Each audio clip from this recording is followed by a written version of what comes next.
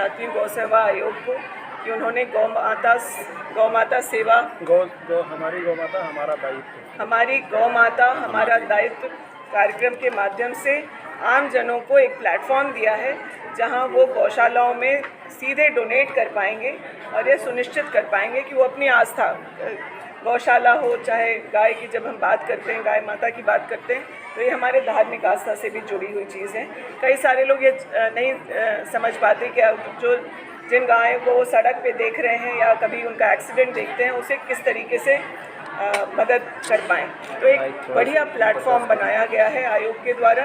और इससे गौशाला भी सशक्त होंगे, उन लोगों को भी सहयोग मिल पाएगा। सरकार एक लिमिट तक उन्हें सहयोग करती है, लेकिन जितनी वो सेवा कर रहे हैं, चाहे पशु की संख्या अधिक बढ़ जाने पर या प्राइवेट डोनेशंस उस गौशाला को और मजबूत करेगा। ट्रेनिंग कंप्लीट हुआ है, इसे प्लेटफॉर्म दिया जाए, बाज़ार दिया जाए। झारखंड का खुद का भी ब्रांड है, पलाश के माध्यम से हो या और अन्य आजकल ऑनलाइन भी अगर चीज़ें लोगों को दिखती हैं तो ऑर्डर्स महिलाओं को मिलते हैं। इनको हैंड होल्डिंग करके इसे व्यावसायिक रूप से अपने लिए कैसे इस्तेमाल करें, महिलाओं को सहयोग किया जाएगा। हम लोग ज़मीनी हकीकत, ज़मीन पे रहने वाले लोग, ज़मीन की सोच को हम लोग प्रयास करते हैं जानने का। और गाय जो है, भारतवर्ष में गाय को माता का दर्जा दिया गया है। गाय के चाहे वो गोबर हो या गौमूत्र हो, उसको लोग पवित्र मानते हैं। तो क्यों ना जिस देवी देवता की हम पूजा करते हैं उसकी ही मूर्त तैयार करके गोबर से उसकी आराधना करें। ये हमारा एक सुझाव रहा था गौ सेवा आयोग को। अगर सुझाव को विभाग मानती है तो मुझे लगता है कि मैंने जो सुझाव दिया काम आए। 5 दिन का जो ट्रेनिंग दिया गया महिलाओं को, लगता है कि उससे महिलाओं को सशक्त करने में मदद मिलेगा। कोई भी लोक कल्याणकारी सरकार की मानसिकता होती है कि उसको बेहतर तरीके से, उनके लोगों को बेहतर तरीके से आमदनी उपलब्ध कराए। उस दिशा में यह भी जो है गौ सेवा आयोग का नया एक शुरुआत है। मुझे लगता है कि पायलट प्रोजेक्ट के रूप में इसको शुरुआत किया जा रहा है। आने वाले दिनों में महिलाओं को ही नहीं, यहाँ जो इंटरेस्टेड जो लोग हैं, इच्छुक लोग हैं, उनको भी गोबर के माध्यम से गाय की उपयोगिता, गोबर की उपयोगिता को समझा करके आमदनी बढ़वाया जा सकता है। ऐसी मातृशक्तियों को जो राज्य के समृद्धि और उन्नयन के लिए झारखंड गौ सेवा आयोग ने कार्यक्रम चलाया है, झारखंड गो ग्राम शक्ति कार्यक्रम के तहत जो गो प्रसंस्करण प्रशिक्षण एक पायलट प्रोजेक्ट के जरिए हम लोगों ने जिसकी शुरुआत की थी मार्च के महीने में, उसमें प्रशिक्षण प्राप्त सभी प्रशिक्षणार्थी महिलाओं का और साथ ही साथ प्रेस मीडिया के हमारे सम्मानित बंधुओं का भी हम सादर अभिनंदन और स्वागत करते हैं। निश्चित रूप से आज हमारे लिए गर्व का विषय है कि जो जिम्मेवारी हमारे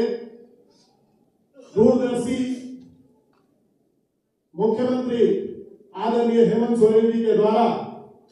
हम लोगों को दी गई थी विगत जून के महीने में, और हमारे पार्टी के केंद्रीय नेतृत्व और प्रदेश नेतृत्व के प्रति भी हम आभारी हैं, जिन्होंने इस राज्य की पहचान एक गो संरक्षक और गो संवर्धक राज्य के रूप में कैसे सुनिश्चित की जा सके, ताकि अब तक इस विषय को लेकर के सिर्फ और सिर्फ जो राजनीति होती आई है उस पर विराम लगे और वास्तव में गौ सेवा के क्षेत्र में काम करते हुए हम आगे बढ़े और अपनी गौशालाओं को किस प्रकार से आत्मनिर्भर बनाए और एक समृद्धि की ओर लेकर के चले। आप सभी जानते हैं कि पहले गौ सेवा आयोग का परिचय सिर्फ और सिर्फ एक अनुदान देने वाली संस्था के रूप में किया जाता था कि हम गोवंशीय पशु जिसका संरक्षण गौशालाओं के माध्यम से होता है उनको भोजनादि मद में अनुदान देते हैं, उनके रहने सहने की व्यवस्था के लिए, आधारभूत संरचना के लिए हम लोग अनुदान देते हैं। लेकिन जब हम लोगों ने, मैंने और राजू गिरी जी ने पदभार ग्रहण किया तो हम लोगों ने प्राथमिकता के तौर में इसे एक चुनौती के रूप में लेने का काम किया और आज उन्हीं दोनों कार्यक्रम को सरंजाम तक पहुंचाने की शुरुआत हम लोगों ने करने का काम किया। और इस महती अवसर पर मैं स्वागत करता हूं फिर से एक बार हमारे ऊर्जावान मंत्री श्रीमती दीपिका पांडे सिंह जी का, जिन्होंने हमारा हौसला अफजाई करने के लिए आज समय निकाला अपने व्यस्ततम समय में से। आप सभी जानते हैं कि वर्तमान समय में कितनी व्यस्तताएं हैं और माननीय मंत्री महोदया जी ने इसके लिए सहमति दी और वो भी चाहती हैं कि जो महिला शक्ति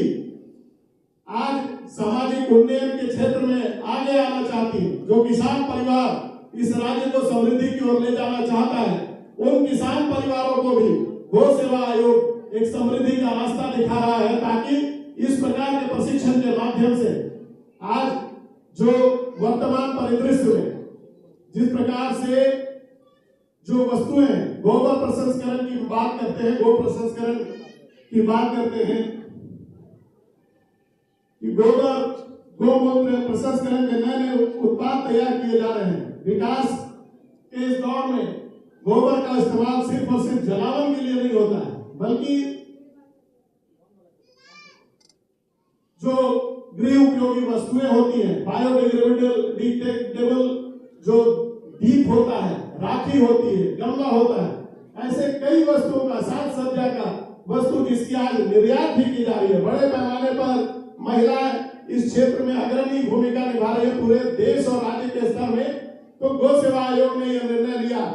कि हम राज्य के सभी जिलों में इस प्रकार से कम प्राथमिकता के तौर पर लगभग 200 महिलाओं को प्रशिक्षण देंगे 5 दिवसीय पूर्व तैयार ट्रेंड प्रशिक्षकों के द्वारा, ताकि आने वाले दिनों में अगर 2 घंटे का समय भी वो इस कार्य के लिए देती हैं तो निश्चित रूप से उनकी आय बढ़ेगी, उनके परिवार की आय बढ़ेगी और यह राज्य विकास और समृद्धि की ओर जाएगा। और जो सबसे बड़ी समस्या आज के क्षेत्र में जिसका गौ सेवा आयोग और गौशालाएं सामना कर रही है कि बड़े पैमाने पर जो अनुत्पादक गोवंशीय पशु होते हैं, उनको लोग जब उत्पादकता बनी रहती है तब तो उनका पालन पोषण भरण पोषण करते हैं, लेकिन फिर छोड़ देते हैं। ऐसे गोवंशीय पशुओं को भी हम लोग उत्प्रेरित करेंगे कि किसान परिवारों को उनका पालन पोषण करने के लिए और जो उनसे उत्सर्जित गोबर होगा उसका